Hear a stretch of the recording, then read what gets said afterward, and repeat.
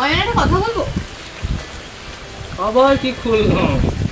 কিছু করিসনি। তাহলে মুখটা এরম কেন?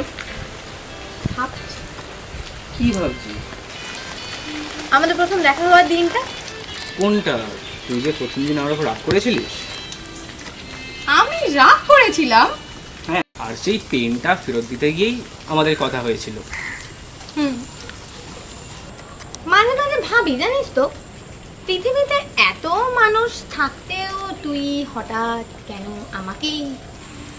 কারণ তুই আমাকে প্রথম দিনই বকেছিলিস। এটা কোনো কারণ হলো? তুই না সত্যি আমার কাছে এটাই সবচেয়ে সুন্দর কারণ। বোকা একটা। আচ্ছা সত্যি করে বল তো, তোর কি হয়েছে? আসলে আমি মাঝে মাঝে খুব ভয় পাই জানিস, কিসে? যদি আমাদের এই সুন্দর সময়গুলো বদলে যায়। বদলাবেই তো। কি? আজকের দিনটা তো আর ফিরে আসবে না, কাল নতুন দিন হবে, বদল তো হবেই। হুম হুম। তুই না আমাকে আরো ভয় পাইয়ে দিচ্ছিস জানিস তো। আর নতুন দিন মানেই তো নতুন মেমরি বানানোর সুযোগ, তাই না? ও কাম অন তুলি। তাই পুরোনোটা হারানোর ভয় না পেয়ে চলো নতুনটা একসাথে বানাই। তুই মাঝে মাঝে এত ভালো কথা কি করে বলিস রে?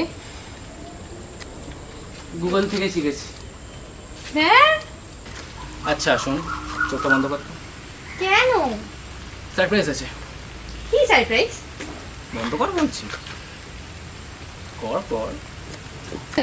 এবারে হাতটা বাড়া। এই নিন।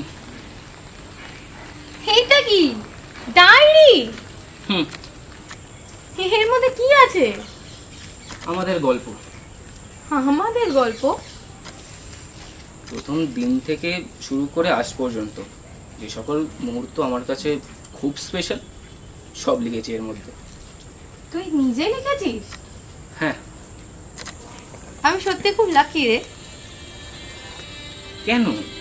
কারণ আমার কাছে এমন একজন মানুষ আছে যে বড় বড় গিফট না দিয়ে ছোট ছোট মুহূর্তগুলোকে মনে রাখে। আর আমার? তোর কি? আমি লাকি না? হ্যাঁ, তুইও লাকি। কতটা? এত নয় যতটা একটা বোকা ছেলে একটা পাগল মেয়েকে পেয়ে হ্যাপি হয়। তাহলে এই ডায়েরির ফার্স্ট পেজে কি লিখবি? এটাই শেষ নয়, এটা আমাদের আরো অনেক গল্পের শুরু। পারফেক্ট। আর হ্যাঁ, আবার কি?